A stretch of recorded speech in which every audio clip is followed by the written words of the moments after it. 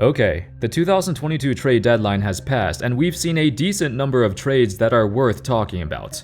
But let's focus mainly on the biggest losers of this trade deadline, cause it's more fun to talk about teams messing up. I'll cover some of the minor trades later on in this video too. Anyway, let's get right into it. How's it going, folks? My name's Andy, and without further ado, let's get started. The Portland Trail Blazers. It feels like we've been waiting for years for the Blazers to blow it up and start over, but they kept stalling. However, after a tumultuous season with Dame struggling all season, then undergoing abdominal surgery, this was the final nail in the coffin. The thing is, usually when a team blows it up, they try to get back valuable assets to build for the future, which doesn't seem to be the case here with the Blazers. Their first major trade involved Norman Powell, who was arguably their best all-around player this season. He was having a great year, a very valuable commodity who easily fits into any roster, to any contender. So you would think he'd fetch at least a first-round pick in return. Yet the Blazers couldn't even get that. This trade, you can see the details on the screen, it was basically a salary dump. Powell just signed a 5-year, $90 million deal, which would put him through 2026.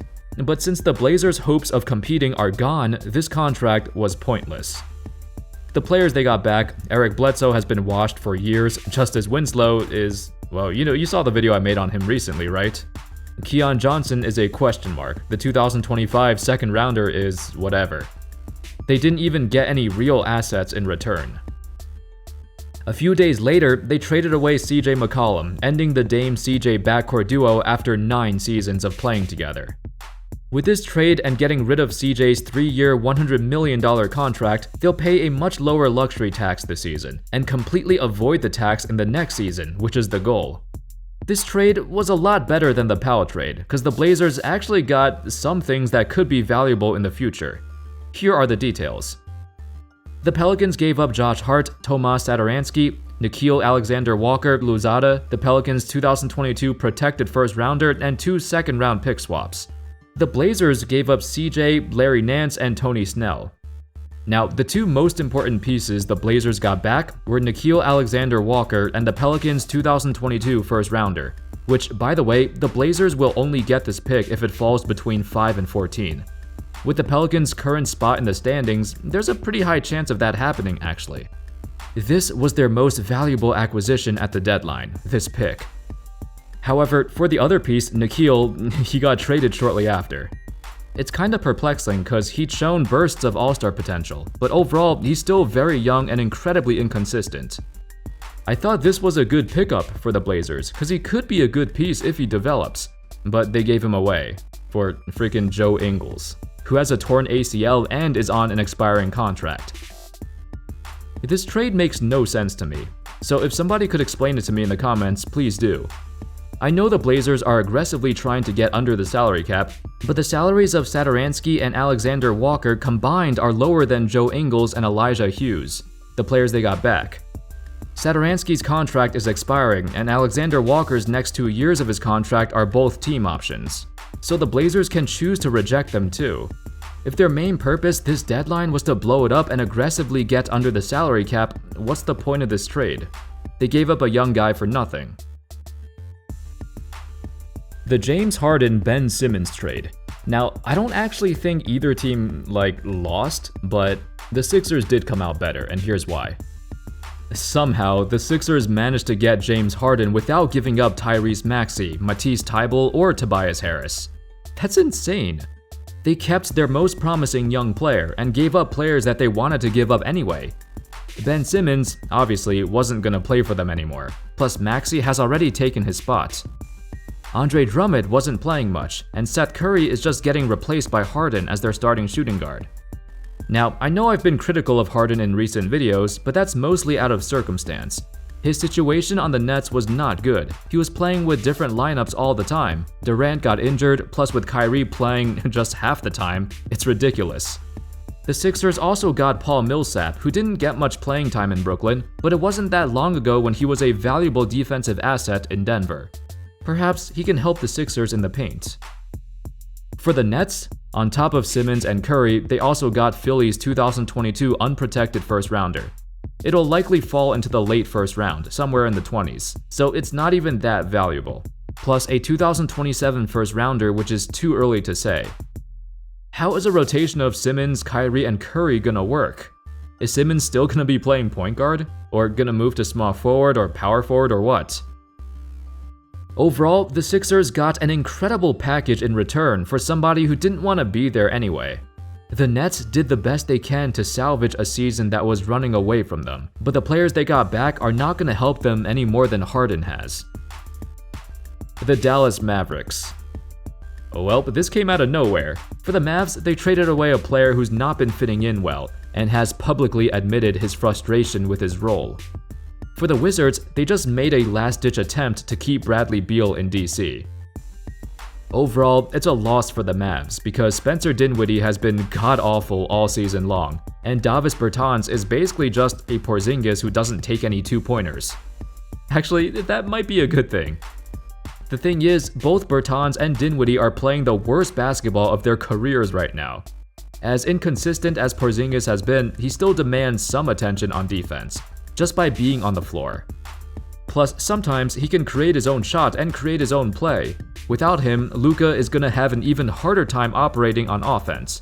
He's already struggling with getting all the attention from the defense, and now it's gonna get even worse. I mean, I get it. The Luka-Porzingis duo was not what they envisioned when they paired them together. But he's surely worth more than this, right? The Sacramento Kings. So the Kings made multiple deals, but the direction of this organization is confusing. On one hand, it looked like they wanted to rebuild, but then they traded away their most valuable assets. This deal involving Domantas Sabonis and Tyrese Halliburton was mind-boggling. But I thought about it for a bit, and I don't think it's as bad as people think. The initial reaction was, oh wow, the Kings just traded away a 21-year-old rising star in Halliburton. He was the one dude who should have been untouchable. In exchange, they got back Sabonis, an offensive big man who sucks on defense. Heck, that's why the Pacers got rid of him. While he does have the star power, Miles Turner is better at helping his team win games, and having such a versatile defender like him is more impactful. With that being said, I feel like Sabonis does fit in with the Kings' timeline better. He's closer in age to De'Aaron Fox, and despite his shaky progression, the Kings still prefer to build around Fox, as opposed to anybody else. Plus, with Marvin Bagley being a lost cause, the Kings needed an interior presence, a big man who can actually score. Still, this isn't a good trade for the Kings, but I do respect the decision. Look at it this way, the Kings haven't made the playoffs since 2006. They've had so many high draft picks who flubbed, so who's to say Halliburton won't fall down the same path? The organization desperately wants to make the playoffs in the near future, and they felt like Sabonis, a proven talent, can help them make the playoffs faster. On the bright side, the Kings did make a good move too. With the acquisition of Sabonis, it was clear that Bagley was gone. They ended up snagging Dante DiVincenzo, who was really balling out prior to his ankle injury.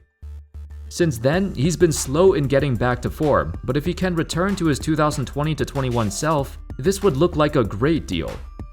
His 38% three-point shooting would be a major boost to the Kings' offense, who are currently bottom 10 in three-point percentage and three-point attempts. In this four-team trade, they also managed to grab Josh Jackson and Trey Lyles from Detroit, who are both Honestly, they got a lot more back for Marvin Bagley than I thought. Not bad.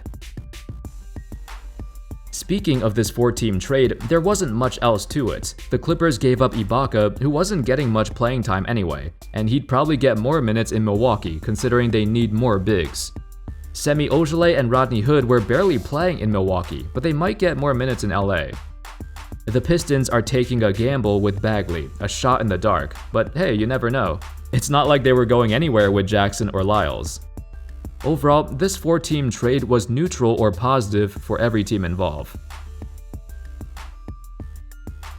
Let's take a look at a few other trades that I haven't covered yet. I don't think there were any clear winners or losers in these I'm about to talk about. The Caris LeVert-Ricky Rubio trade. This was a nice trade for the Cavs. They reunited LeVert with Jarrett Allen, but they did give up their 2022 first-round pick. It's lottery protected though, so if they do happen to fall into the lottery, they keep it. Though they're too good this season for that to happen. Ricky Rubio was a great leader for this team early on, but with his season-ending injury and the Cavs trying to compete right now, it's fine they gave him away. The Pacers still snagged a first-rounder for LeVert, which is better than what the Blazers got for Norman Powell, so I'd say it's a win-win. The Thaddeus Young-Goran Dragic trade. Good move for the Raptors. Dragic wasn't playing anyway, and Young is still very efficient, very productive off the bench. The only downside is that they exchanged their 2021 first-rounder, which would fall somewhere between 15 to 20-ish, for a 2022 second-rounder, which was originally Detroit's. Since Detroit is so bad, this second-rounder would be very early in the second round, like in the 30s. So they moved down about 10 to 15 slots in the draft board in exchange for two players who might actually get minutes. It's not bad, but it doesn't really move the needle for either team. The Wizards. In addition to getting Porzingis, they also gave up Montrezl Harrell for basically nothing. Harrell has been a hyper-efficient spark plug off the bench, but never plays a lick of defense, so he's difficult to evaluate. I feel like they could have gotten a bit more for him though. But getting Porzingis could be a game changer. If anything, it entices Bradley Beal to stay in DC if they play well together. The Suns. The Suns are making a run at the championship again, so any minor moves could make or break them. In one of these moves, they gave up Jalen Smith in exchange for Torrey Craig. Now, Smith had a nice stretch of games where he played fantastic, but they don't have time to wait for him to develop. They're trying to win right now, and Craig would be an immediate boost to their defense. A good trade for both sides, as the Pacers are going young. The Celtics. The Celts basically dumped Dozier and Bol Bol's salaries to the Magic to pay a lower luxury tax. Then, they gave up surprisingly a lot of stuff for Derek White. That first rounder might even be a lottery pick if the Celtics don't make the playoffs. Richardson is the main guy they gave up, which is funny because he just came off a game shooting 0 for 8 from the field. In the next move, they shipped off Dennis Schroeder and Enes Kanter for Daniel Tice, as he makes his return to Boston. I feel like the purpose for the Celtics was to replace Schroeder, but is Derek White even better than him? I haven't watched the Spurs recently, but I feel like anything is better than Dennis dribbling around for 15 seconds and throwing up a bad shot. Derek White is the more level-headed player. Anyway, that's all folks. Let me know your thoughts on this trade deadline, and do you agree or disagree with my assessments? Let me know in the comments. Thank you all so much for watching. I hope y'all enjoyed the video, and of course, as always, I'll see you next time. Peace.